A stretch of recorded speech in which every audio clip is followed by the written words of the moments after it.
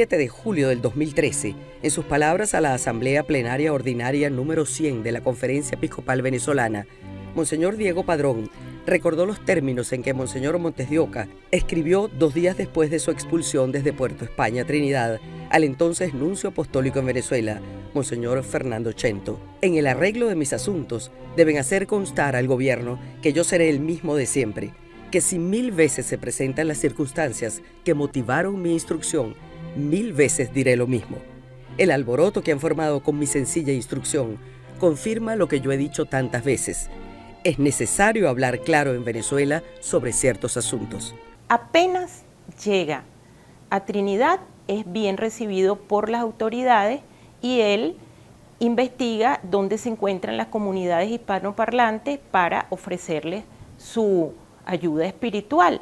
Pero rápidamente escribe al nuncio apostólico en Venezuela, Monseñor Fernando Chento, avisándole que ha llegado con bien a Trinidad y que él se siente anonadado de haber sido elegido por Dios para sufrir esta cruel injusticia y que si 1000 veces se repiten las causas que produjeron su pastoral en favor del matrimonio eclesiástico, pues 1000 veces él sería el mismo. Uno de ellos es defender con toda la fuerza, con toda la vehemencia, la doctrina católica. Y eso lo llevó a enfrentarse precisamente a los poderes, ¿no? Y especialmente al gobierno venezolano. Fue víctima de calumnias, de falsas acusaciones y se tuvo que enfrentar entonces al poder de la Iglesia, de la que él formaba parte no solo como cristiano, como bautizado, sino también como sacerdote y como obispo.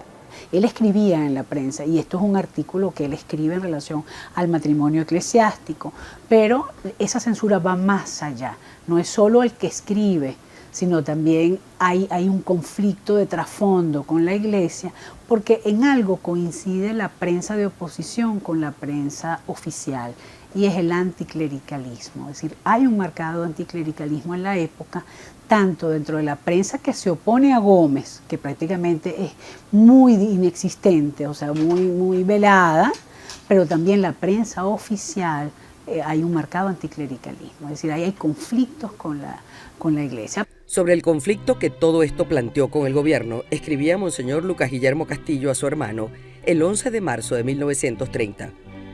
Mañana saldrá publicada la contestación del episcopado al presidente. No sé las consecuencias que tendrá, pero estamos dispuestos a todo por el honor de la Iglesia. Yo no sé lo que puede suceder, pero estoy dispuesto a ir al destierro si es preciso. Es decir, la expulsión en este momento del obispo de Valencia, Monseñor Montes de Oca, es decir, no es algo nuevo dentro de esta práctica política. Es decir, cuando la Iglesia se hace incómoda, cuando la Iglesia representa una especie de piedrita en el zapato, y hay quizás a lo mejor algún seguimiento en relación a cuál había sido la conducta de Monseñor Salvador Montes de Oca. Cuando estaban los estudiantes presos en el castillo de Puerto Cabello, pues él iba a visitar a los estudiantes presos en el castillo de Puerto Cabello. En correspondencia de Monseñor podemos leer más adelante cómo el restablecimiento de Montes de Oca va a ser sumamente lento y muy delicado, muy complicado. Leyendo cartas inéditas de Monseñor Montes de Oca, vemos que estando entre la vida y la muerte, él siente un fuerte llamado a que si se salva, él debe entregarse a lo que es la vida de adoración, la vida contemplativa. Y un poco más aliviado, recuérdese que venía de la muerte de su madre, de terribles calumnias, la gran enfermedad, él decide renunciar a la mitra de Valencia. Las causas de esa renuncia tuvieron que ver con una delicadísima situación de salud que atravesó Monseñor Montes de Oca en 1934, que prácticamente lo llevaron al borde de la tumba. Y Monseñor no se sentía con fuerzas, pues, para poder dirigir una diócesis que